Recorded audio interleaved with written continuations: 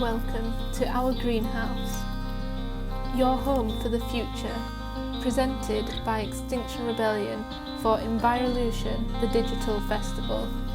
Introducing our first panellists representing Team Esteem are Martin and Sonia from Heriot-Watt University.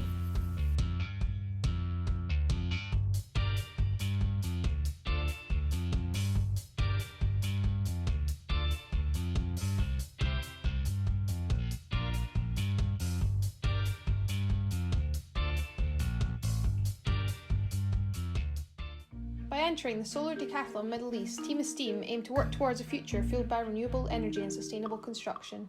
Our house is so much more than just a building. بيديلي فرصة أعمل حاجة بتساعد العالم وبتساعد البيئة. Experience and learning about managing the construction project.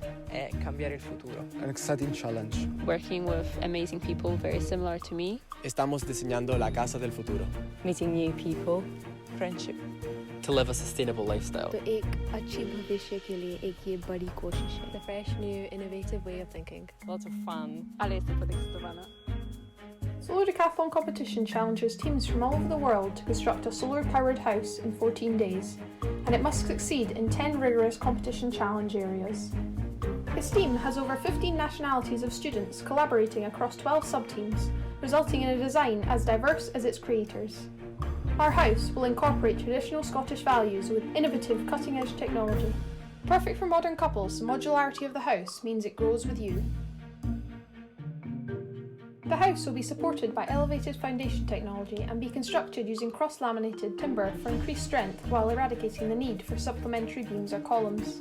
It is designed to withstand the harsh desert environment while providing a natural, comfortable home to live in. By using iconic Middle Eastern architecture in the form of a wind catcher, we can provide naturally cool airflow into the courtyard. Utilisation of modern 3D printed technology forms the wind catcher's unique organic shape, and by using similar heat-saving techniques, we can reduce the energy demand of the house. In order to maximise solar generation, we are using innovative space-saving technology, including building integrated photovoltaics, bifacial panels, and hybrid thermal systems. We will be using the most energy-efficient, sustainable technology both outside and inside the Esteem house. As houses become smarter, we aim to create a connected home for your future needs. Devices that will be able to learn what suits your lifestyle and continue adapting to conserve more energy, keep you safer, and scale to your own evolving lives by incorporating machine learning, voice recognition, and smart updatable systems into the home. This is made possible with the help of our sponsors. The Esteem house will be built in Scotland before transporting it to Dubai to be constructed for the competition. So what can you do to live more sustainably? And what does your house mean to you? Team Esteem, pride in where and how we live.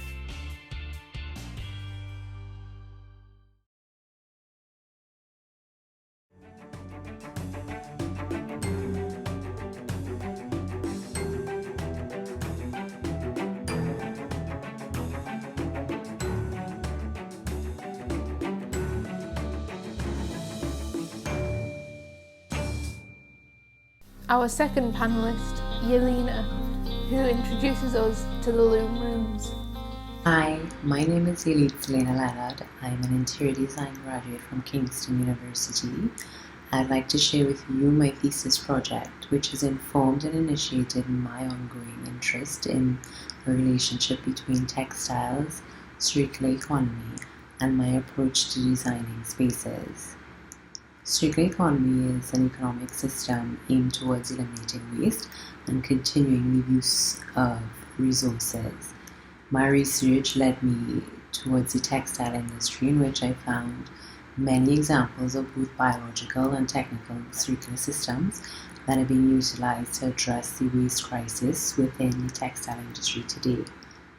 It was there that I discovered Reprieve, which is a yarn developed by breaking down recycled plastic bottles into flakes and then chips, which are then melted and stretched to create yarns that can be utilized to make textiles. I also developed a textile printmaking kit using print blocks to contextualize the historical background of the neighborhood in which my project was sited, leading me to explore traditional textile making techniques. My research also led me to discover how Bangladeshi women have been able to empower themselves within their communities within the textile industry, as it is considered a respectable means of work within their culture. While exploring my site, which sat in an East London neighbourhood in Shadwell, I was able to understand its landscape to be one which has resisted any signs of gentrification. It's made up mainly of council housing with no recreational spaces and no community spaces.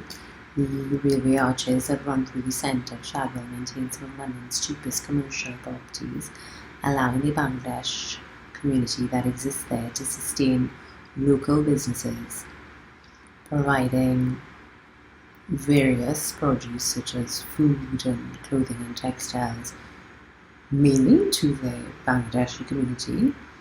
Due to cultural norms, these opportunities seem to present themselves mainly to the male members of this community, and there seemed to not be any active spaces for women of this community.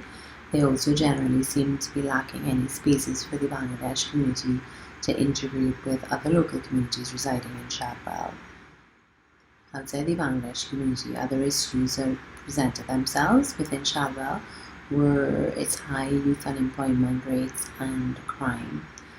My project responded to the waste crisis while aiming to empower women and create job opportunities for the local community. So, as an adaptive reuse of the existing town hall in Shadwell, I designed a public recycling textile lab called the Lumens. It was developed within the principles of circular economy. It withheld a recycling centre that collected used plastic bottles from local residences and from the council and turned them into reprieve that wrapped and moved through my building, which functioned as a room. The yarns were then processed using traditional handloom practices to capitalize on human resources to fabricate textiles. These fabrics then made a journey through the building, creating building elements such as walls and partitions and wayfinding systems, controlling the way the building was inhabited. Public platforms existed to create transparency within the building, allowing the space to become a learning centre in which one could understand the circular technical cycles taking place within the building. An auditorium as well as studios were included within the space to allow live talks and workshops to test and experiment further ways that we can utilize the textiles to their maximum capacity and to enable an understanding on how the materials should be used in order to enable them to maintain their regenerative qualities, therefore allowing someone to understand how to prevent the fabrics from becoming contaminated so that they can return to the beginning of the cycle to be broken down once again into new yarns. So this project as one way of addressing fundamental core concepts such as environmental restoration, social inclusiveness, and economic viability within my active design practices and while carrying out my research. And our third panellist, green architect Sandy Fishpool. And now let's begin. Here is the green room. Welcome everyone to this discussion and Q&A. I'm joined here with Sandy, Team Esteem and Yili, and we're going to have a discussion on green architecture. So let's just get started. Hi everyone. Hi. Hi. Nice for everyone to join me and be here having this chat. So one of the first questions we'll just get started is, how intrinsic is green architecture in a successful green industrial revolution? Would anybody like to take this answer first? Yeah, okay. So I think it is a very important factor in the UK at the moment and globally. So in the UK last year, the net CO2 gas emissions were estimated to be 350 million tonnes. And CO2 is the main greenhouse gas, accounting for 81% of all those greenhouse gas emissions. So when we think about that in relation to houses and buildings across the UK, it becomes an obvious realization that we need to cut down those emissions. And where do we have that? We have that in houses. And I would say that if we can reduce the amount of natural gas we use in houses, we will definitely help this country and the world with that issue. At the moment, it's about 19% of all greenhouse gases relate to residential houses in the UK. So it's a no-brainer. Yeah, I completely agree. It's definitely an exciting area and somewhere it sounds like we'd need to definitely develop. So moving on to the next question, what are some of the most exciting developments and trends within green architecture? Gosh, where do I start? Well, there's new methods of energy generation.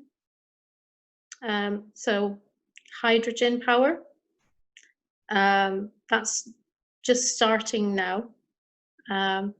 There's also many ideas of how to make buildings actually have, not just be green in terms of their energy, but also be green literally. So have green roofs, green walls, even greenery inside them as well. And it's becoming more and more an important part of ecological and environmentally friendly architecture. There was actually a green motorway bridge built recently in the UK. So the entire bridge is green over the motorway. There's also many other parts of it that are really exciting holistically. So water conservation, recycling, building materials. Those are really important. They might not be very exciting, like hydrogen. That sounds very exciting. But actually, it's how can we cut down on the materials we're using?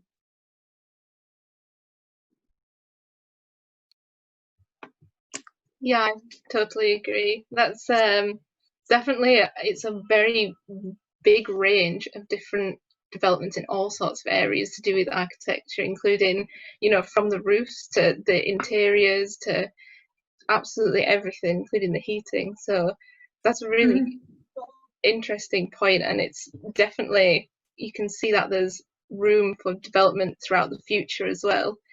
Are there any further comments, maybe from Team Esteem or Yili, on this question?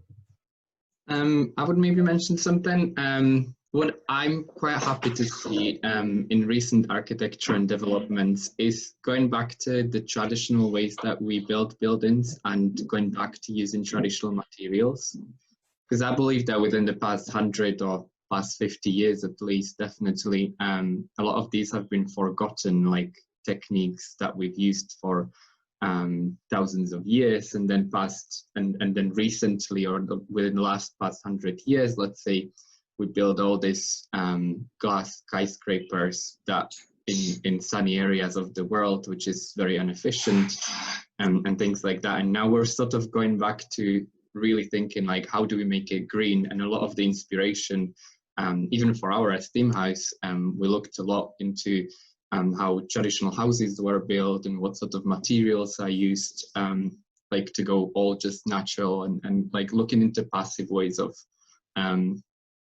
construction and living pretty much. So I think that's one of the most exciting things in architecture currently is going back to what we've been doing for thousands of years. And that's proved to be very good. And obviously we're adding all the innovation on top of that. So it's really exciting to see that within the next 100 years, like looking forward into the future, that it's going to become more and more visible, like on all our everyday living, that we sort of changing the ways that we build houses now. I think I said that Yeah, right. good point. I would definitely agree with that, and I think it's really interesting in the sense that we're now using lime a lot more than we used to. Lime being a breathable material, and it's being used in floor construction as limecrete, and wall construction, and renders and plasters, and all of those materials breathe. They allow buildings to breathe, and therefore. And our third panellist, green architect Sandy Fishpool. Generally, the health of the building, and that's a very traditional material going back thousands of years. Yeah, well, you definitely want a healthy building for sure. And healthy people in the building as well. Very relevant topic, actually. Yes, I think we might have touched on something there, possibly. Pun intended. Yeah, definitely. For me, as well, I think the materiality and the new innovation in materials has been really exciting for me, because within interior, we're working a lot of the time with what already exists, so it's what you're putting into that space.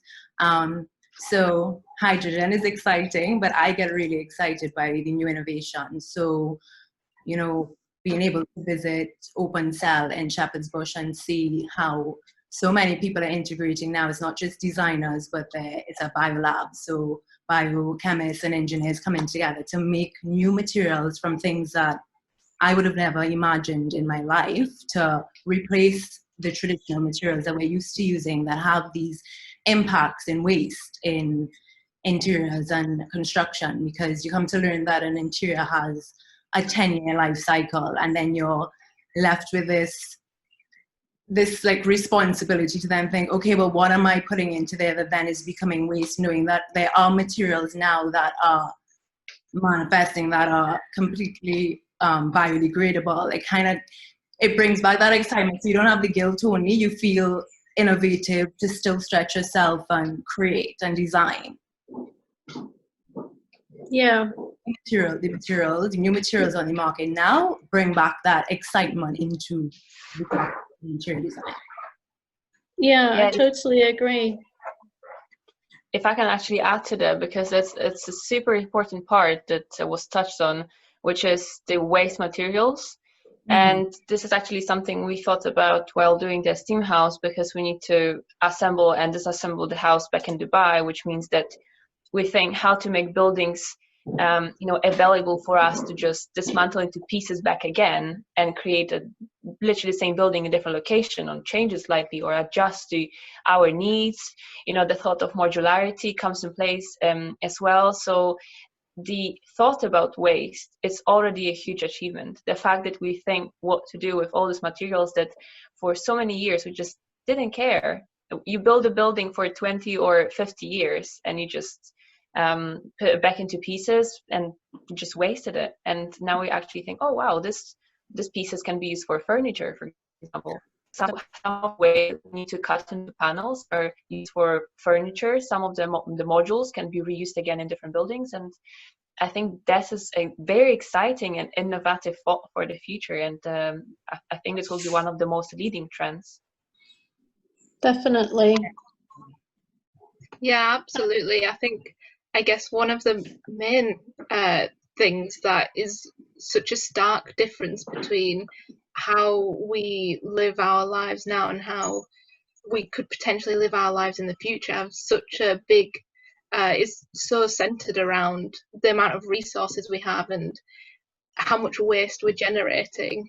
And I guess houses being, with the population being so large and everything, houses are such an important part to that. And actually just designing things with the idea in mind that they aren't just going to be thrown away and that they're going to need to be reused, and that should really be the way forward. It's definitely food for thought, and hopefully a development that will come about in the future.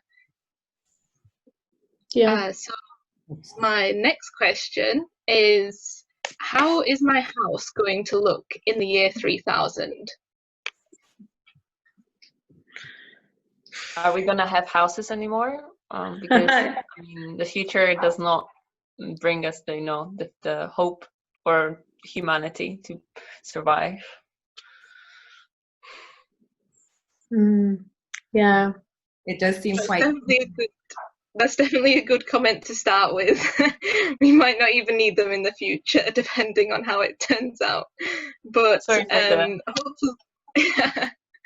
hopefully, if we are here in the future, how could you see the developments in architecture lead into potentially houses, big developments in housing in the future?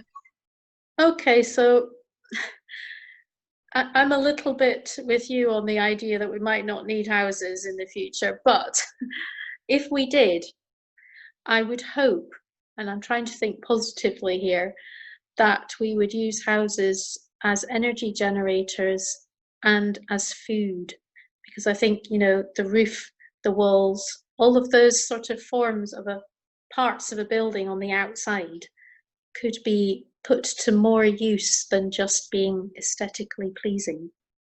Or sometimes they're not even aesthetically pleasing, so we might as well make use of them. So, you know, hopefully a house wouldn't just be for a human being, it would be multi-purpose. That's a very wise thought of like probably aesthetics will go on the side, and the fact that the house needs to just be useful and convenient for us would be more as a leading thought. Yeah, absolutely, and completely energy efficient. I imagine that you would be completely on renewable energy. There should not be an issue in 3000. So, and yeah, creating spaces that have multiple uses, but also that you feel guilt-free about. I don't know, I feel like I'm in a place where I was in the room and I feel a bit more positive about having interiors that are innovative and that you can still express yourself. And a lot of my focus was on the waste. So it may be that thing of, it will be a wasteful house. So rather than generating waste out of your house, you're thinking of ways to keep your waste in there and innovate it and make new purposes in there, because we don't tend to do that. We tend to throw away culture to bring in new trends that are modern. So maybe it's that will be what changes. Well, hopefully. Yeah, hopefully. The other thought that was just popping through my mind was that we might end up having houses that are boats. Floating, yeah.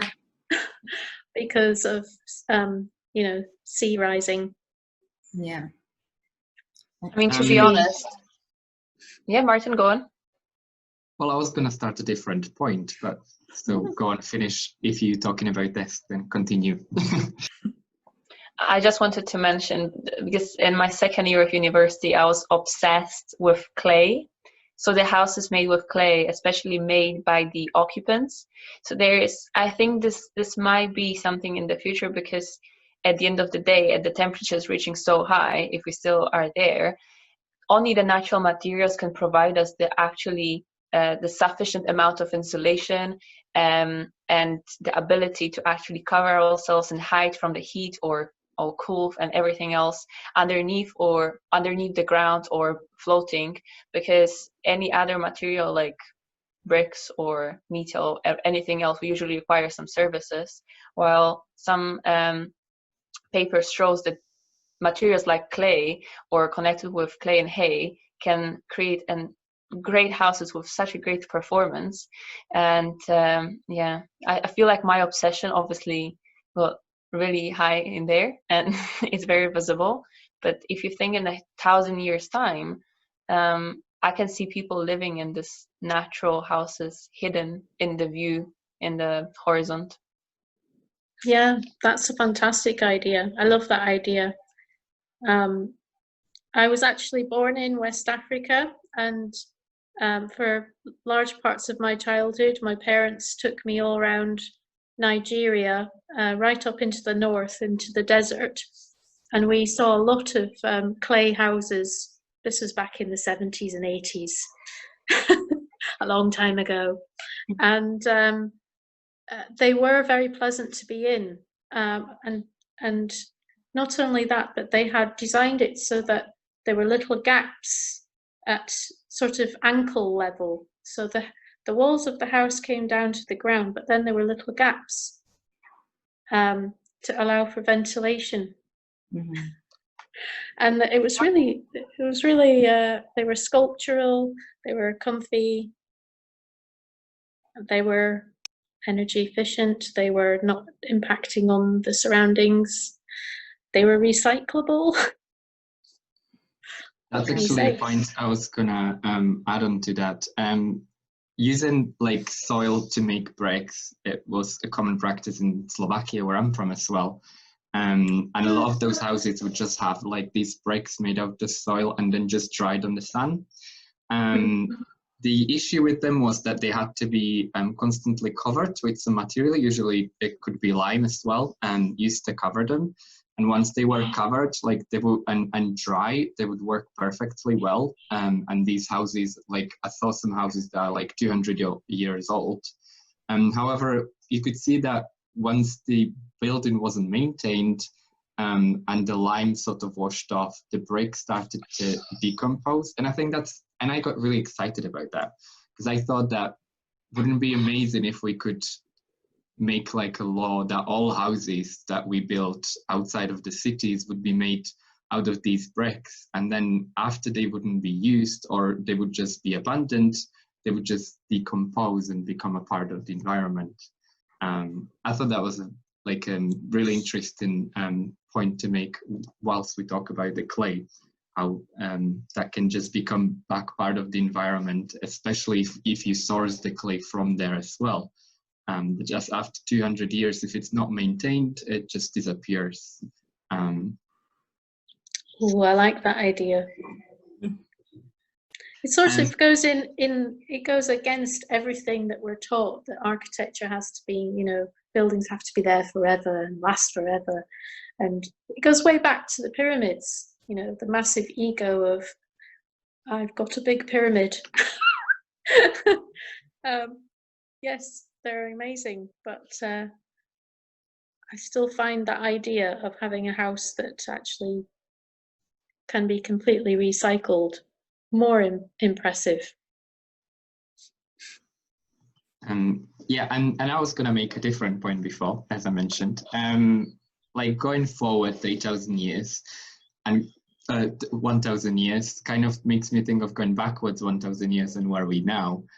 So I guess 1,000 years before, we would take from the environment and build something. And that was still true 100 years ago, and it's still true now sometimes. But what we're trying to do now is build buildings in an environment and to not make impact on the environment. So I guess what I would like to see in future, in the year 3000 or whatever, is seeing buildings that actually give to the environment in some way. So like not be neutral in the environment, but be carbon positive, or be or give something into the environment and add it onto the surroundings rather than take from it. Yeah, absolutely. I guess that's plenty of things for people to look forward to, either having a farm pretty much on their roof, or living in the middle of the ocean, or having a house that just slowly disintegrates in front of your eyes. It's definitely a world that I would personally be a bit struggle living in, seeing as I get seasick. So maybe I could live in the disintegrating house, or the farm for a roof house, but possibly not the boat. That wouldn't quite work for me. But yeah, definitely a very interesting topic, and plenty of developments that are completely unlike what we are living in now, or what we previously used to living in. And I completely agree with Martin. Having something that gives back to the environment would be such a big change from how our housing used to be, where it would be a lot of taking from the environment and not having a positive impact on it. And slowly changing that whole perspective is definitely something that I would personally like to see in my house in the year 3000 for sure. Yeah. So I'd like to thank everyone for the responses to the questions, and now quite like to open up the discussion to everyone's individual questions for each other. So if we'd like to start with Team Esteem, so Martin and Sonia, if you have any questions for Sandy or Yili, you're welcome to take the floor now and ask. My particular question would be still, if you found that climate change would be an important matter amongst the Bangladeshi community you worked with. Definitely. Well, my project was based in Chadwell. There's a massive Bangladeshi community, and they seem to be sustaining themselves, like their communities, rather than there seems to be no opportunity that they've integrated with the rest of the community in Chadwell. So there seemed to be a lot of opportunity to create partnerships with the Bangladesh community and the rest of the community if something did exist. And that's what I tried to create within my project, something that would be able to empower women in that area to have a place, and the rest of the community within textiles, because the textile industry obviously creates so much waste, and it's the production and the Bangladeshi community within their traditions and culture, they're very much into traditional handlooming. So their purpose within the purpose is to reintroduce handlooming within the production of textiles, recycling plastic bottles from the community. So I thought they would be able to play an important role maybe in educating the rest of the community on something that they already with.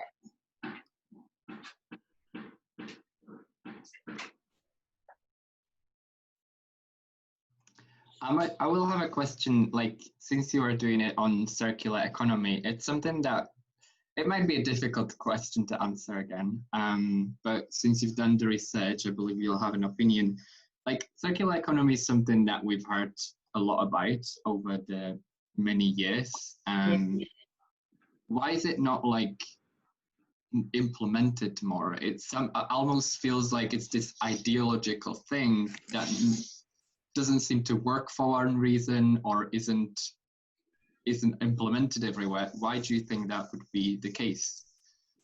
Well, I think for me personally, I think it's because there's not a full understanding of what a circular economy is, what that entails. There's a whole education around it. I think that's why in our final year we were pushed to do our projects based on circular economy to even understand what that concept means, the biological and technical cycles. There's a lot that goes into it.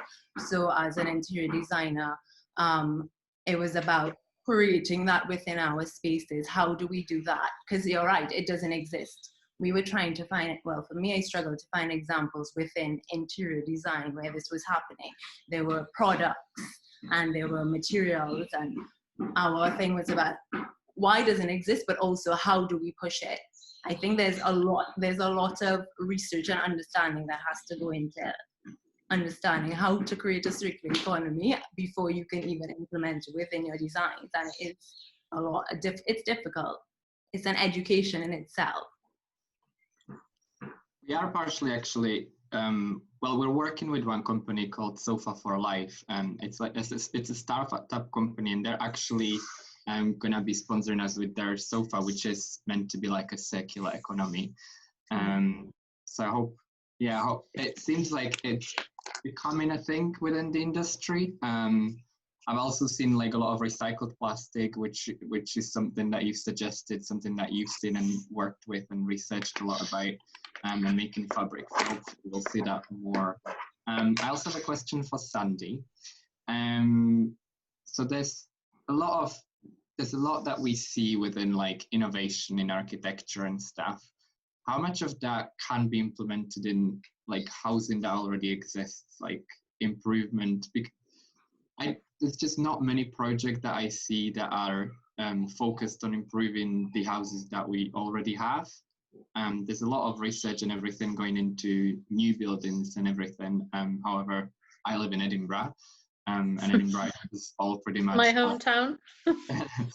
It's all just, well, you know how it looks, all just quite old buildings, and a lot of these flats are really old with, I live in a flat with a single glazed windows, which actually coming from Slovakia, that was something crazy for me to live in a house with a single glazed window in here.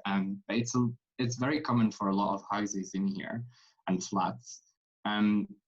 Where do you think the innovation is going within the housing that already exists and the improvements that can be made to the housing that already exists? Well, that's a great question, and I'm glad you asked it, actually. It's very difficult, and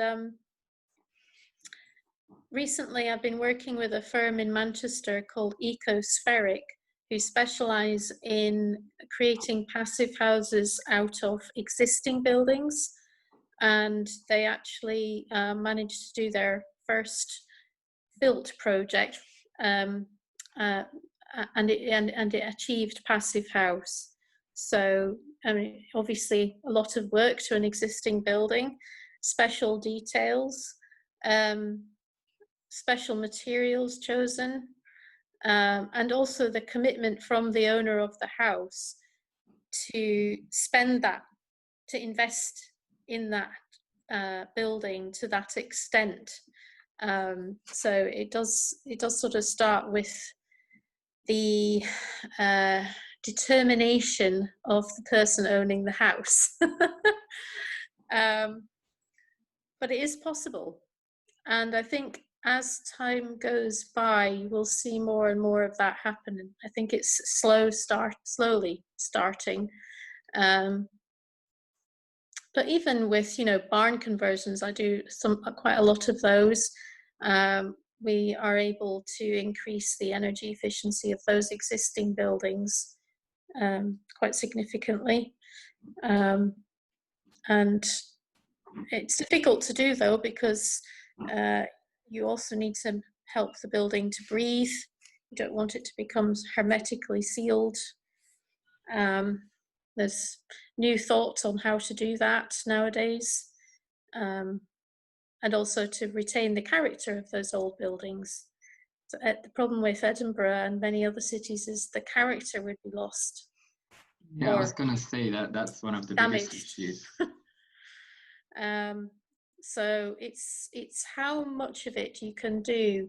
At the moment, I'm actually doing a listed building down south, and we're massively improving the thermal efficiency of all the elements that we're allowed to. So the floors, the ground, and the roof. And wherever we are replacing a window with a new window, the new window will be up to the current regs. But we can't improve the walls, the external wall efficiency, because that would involve taking off all the original features. So that would actually have a detrimental effect on the building. And the law allows for that at present. It allows for it to not comply if it's a listed building and there are important features. So it's a balance between trying to increase the efficiency where you can without affecting the features. And I think perhaps the government and councils up and down the land need to put a bit more effort into supporting that with grants or giving incentives. Because why would people do that unless you know they have some financial support to do it, or tax breaks? Who knows? Yeah, absolutely. I mean, I guess it's hard when all the buildings, especially the older buildings, are so are built so inefficiently at the moment, and it's such a big factor in contributing to like the amount of heating you use or the amount of electricity you need to use because the buildings are so inefficient. But I guess that's such a big and an interesting challenge of ways to find how to adapt the buildings that are currently inefficient and like the listed ones to then make them both suitable for the future so that we can hopefully improve on that, but also not completely, you know, take apart like a lot of the culture or other aspects of society that I guess buildings do come into and have a big aspect on. But carrying on with you, Sandy, do you have any questions then going forward for Team Esteem or Yili? Well, both of them really. I wanted to ask what was the most exciting part of the project and the bit that they feel that they will be able to take forward in the future? So that's to both. For me, it was definitely the research. I got really pulled into like the research with the textiles and going and looking for solutions, and actually like what Martin was saying earlier, going back to traditional ways of doing things and questioning the way that we do things now. So and thinking how I can, where's there a place for me in the practice to do that? So if I go into an interior design practice, is it just going to be about making renders that look great and bashing that out really quickly, or whether there will be opportunity for me to do this research and actually implement some sort of shift? Because you see it in architecture, but you don't tend to see it within interior practice. There are few practices that is their incentive and their practical, but it doesn't seem to generally be, well, from my experience, that's important. That's the focus. Yeah, that's interesting. So you're hoping to take that forward in the future. Yeah. Yeah. And even wondering what's the right way to do that, because you've been in architectural practice for a while and you said it started off with a few projects, but now it seems to be really important. But interiors where that really hasn't been a focus, where there is going to be like individually you bringing these interests to kind of shift the focus of a project, or how does it even become important within the practice, you know? Well, I think that the more interior designers actually talk about it and talk about it with other professionals that they might be involved in, such as architects and engineers and clients, the more they talk about it, the more it will become a current way of doing things. And I think it's important that interior designers actually try and get that message out there as much as possible. I think those who do will be in demand in the future. Cool. It gives me like a bit more of an incentive with it, because I keep hoping to see this practice, that these are what we do, you know, it will be there and I could be part of that team. And it's recognizing that, yeah, I have to do some of the pushing, the conversations, like creating. Well, I can tell you, for example, right now I'm working on a project with a client who's employed an interior designer, and she hasn't mentioned what you're talking about once.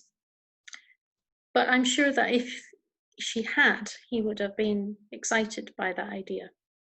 So I do think that it's about putting your head above the parapet. Yeah. And shouting from the rooftops. And good luck. I guess it's all about putting yourself out there as well, especially during these really sort of crucial times that we're living in, you know, with everything that's going on, and also having such a big focus on the environment because of how we've previously done things. I guess it is sort of time for a change, and people are gradually realizing that, and it's really cool listening to everyone's projects that are becoming reality or heading towards reality and affecting, especially yearly, not even just affecting one aspect but affecting other aspects, including like the Bangladeshi community. Like, it's also entwined, and I think it's really interesting, I guess, that everyone is sort of going towards trying to do their bit in their area, wherever they work in, to try and sort of drive towards this future that we all hope for, which is really exciting. Yeah.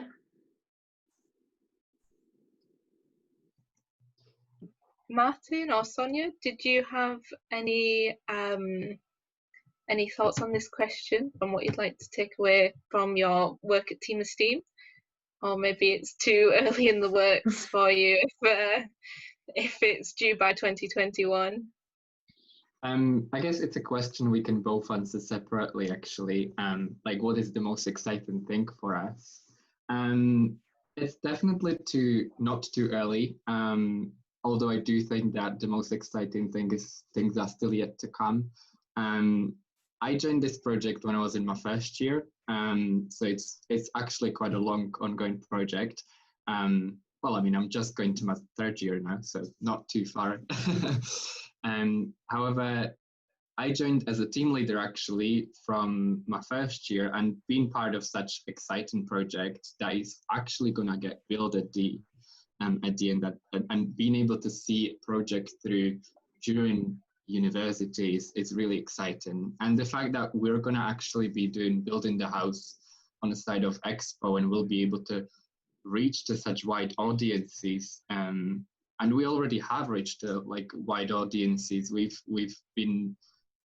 joined with Class of Your Own competition, which basically involves kids from schools from all around the world to work on project, and this year's it's kind of like a competition that they're doing, and this year project is based around our house. So the kids are meant to design a pavilion describing future of living in our house, and we were able to be on online chat with those kids and teaching, and like seeing the impact already that this project and the research has, and that's just a fraction of what it will be at the end. Like, it's a lot of research, a lot of companies that we work with are pretty much trialing this stuff on our building.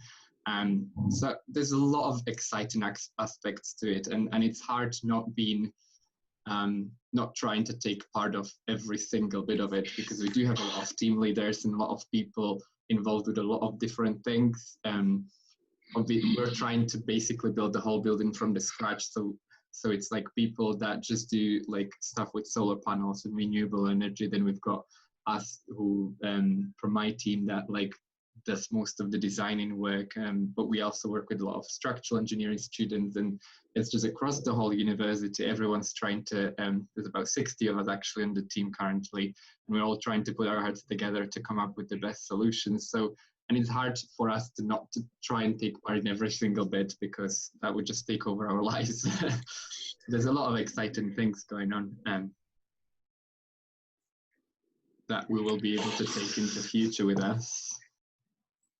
That sounds like an excellent opportunity. Definitely. To actually be able to see what you're designing and make it, I think that's an amazing thing, because you learn so much, especially working with people from so many different disciplines. You learn, there's an education that you get outside of your discipline. That's amazing. I'm excited to see what happens with this building at the end, actually. Yeah, so am I. Well, we highly recommend to follow our social media, not gonna lie. And, We will. and we are actually very fortunate. As Martin said, collaboration is one of the most important and key parts of the project. And I think we all learn our lesson, and we want to make it, like, take it further, because at the end of the day, we are not only task makers, we're also communication managers and just HR people. We genuinely learn a lot about people, and then about the project, and then about the technical stuff. So it is actually amazing. But our university is mostly known for technical degrees. However, we learned, especially with marketing, as I mentioned, social media, we have an amazing social media ninjas in our team, people that were technically working for the technical degrees, but actually have such amazing soft skills or in general extra skills used, and the project takes all the best from us, as we can get involved in the parts that we are not working towards in terms of our degrees. And this is an amazing opportunity to learn new things about ourselves and to discover maybe something that we missed when we chose our degree, that we can shift our career path in a slightly different direction because of this experience. So I think that the most important thing we can take further is a lesson about ourselves based on a project that is so wide, and the topics we cover, as Martin said, they can take our lives away, because there is as you know, technically it's a single house building that most companies can do in 1 week time, but there's a lot of people with a lot of experience. We do research about every single part of the house, every single desk, about every single idea. We've validated and we've tested ourselves, and the academia support is huge, but we try not to overuse it. We try to rely on ourselves first. And well, I'm getting excited when I'm speaking about it. So working is excited, and looking at the actual product at the end, I'm over the moon. So well, I think this is how we will take further, as explained. Yeah, I can imagine for sure having that fresh, like, academic viewpoint, seeing as you're still students, but also working so closely with companies who are actually making an impact on the real world, which you don't often get when you're still studying, because it is all theoretical usually. And having that impact, which could potentially actually go towards making something real and working with real companies and seeing what's actually out there, is so exciting and is such a good opportunity for everyone to see that you can really drive towards what you want to get out of something, and you can really push towards innovation and everything, which is such a key part of green architecture and becoming green in general overall throughout the future. That push towards innovation is definitely a change that we see happening throughout all different types of industries. But yeah, I'd like to just move on to Yili, if you have any questions for the other panelists, and then that should be about us wrapping it up. So over to you, Yili. Well, I wanted to redirect my question from Martin to Sandy to figure out why does the circular economy just stay as this concept, particularly because I was doing it within interiors. I could see it with products so clearly, but why does it not seem to be manifesting within interiors? I didn't quite hear that 100% Question that clearly. Martin asked, like how circular economy seems to still stay as like a concept, and he's not quite seeing it within interiors. I was wanted to redirect that question to you, if you understood, if you could explain to me why it seems that it stays as a concept stage and we don't actually see it being applied within practice. Well, I'm going to be really realistic here and say that I think it's a lot to do with the fact that we have systems and government and governance that is very antiquated, stuck in the past. The laws in this country that relate to many aspects of interior design and construction and architecture and planning and building regs are very slow to move, and I won't get into politics, but it also relates to politics. So it's difficult for I think for the UK specifically to move forwards rather than backwards, and I think a lot of that's to do with money as well.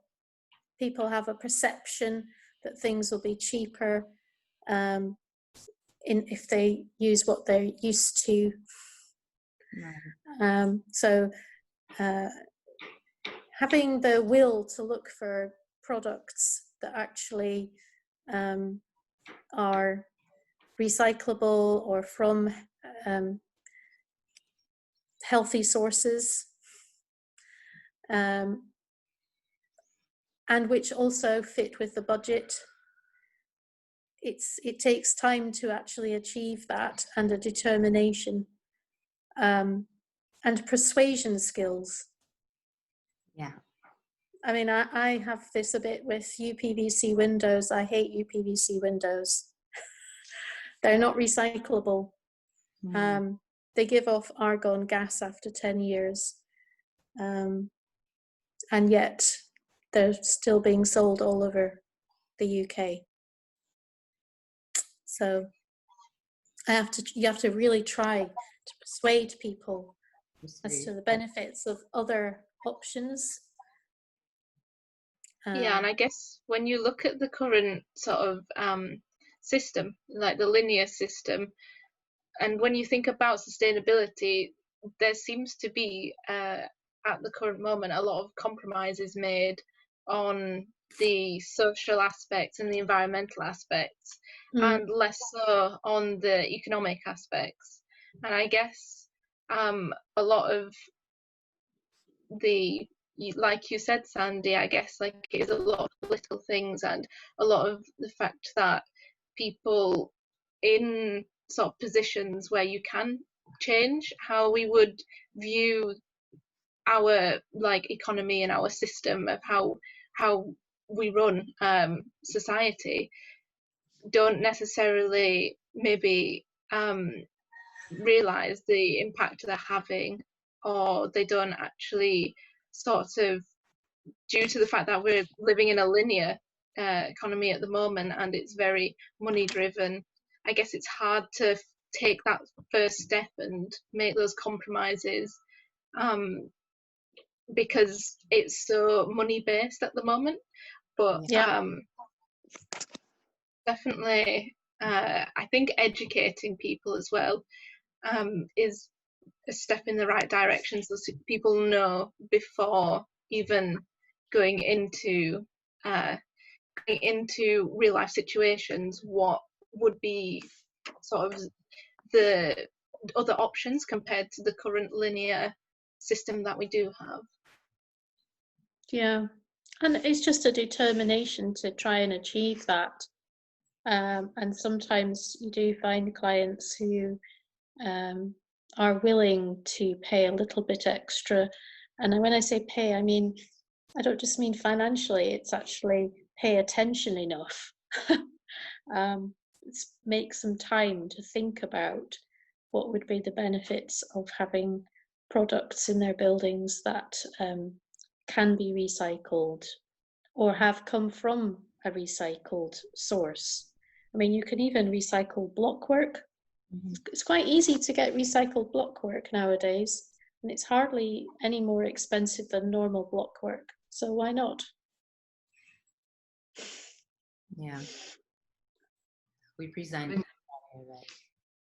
Anyway, I think quite recently there's been this kind of view of going eco-friendly, and has been like very trendy, and a lot of companies that are, although very based and focused on just making money, a lot of them now having to like look at how to be more eco-friendly because they would lose customers otherwise, and they want to stick with that trend.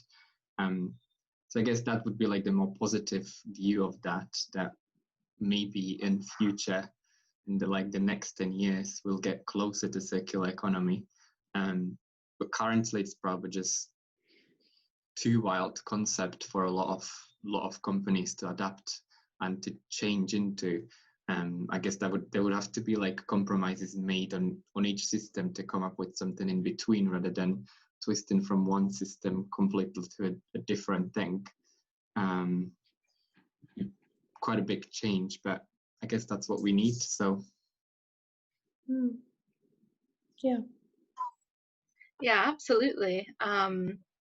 It's just, I guess it's all just about change, and I guess that's one big aspect of this festival as well, is just having that platform to open up discussion and making sure that people are aware about what's going on, and not even just aware of things on the surface, but having such an in-depth conversation with all of you about just architecture and just interior design. And it's when you think about it, there's so many different things to change, and I guess we just have to get started in a lot of ways. Yeah, I agree. I concur.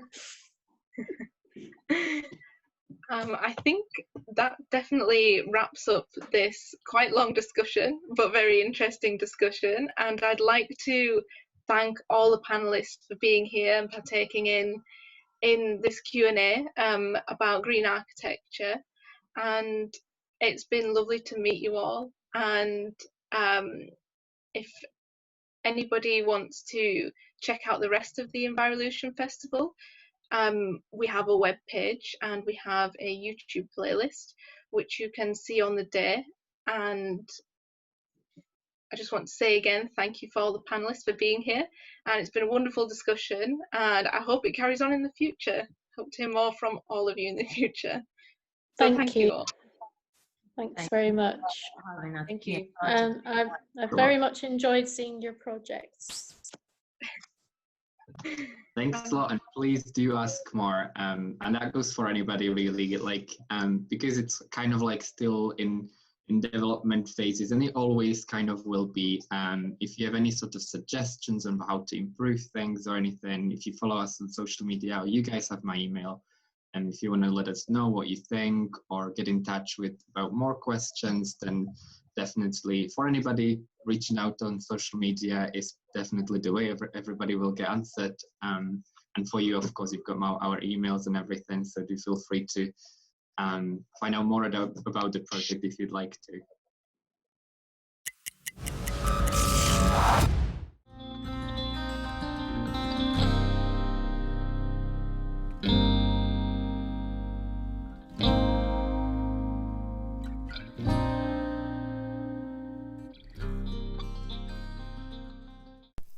And our third panellist, green architect Sandy Fishpool.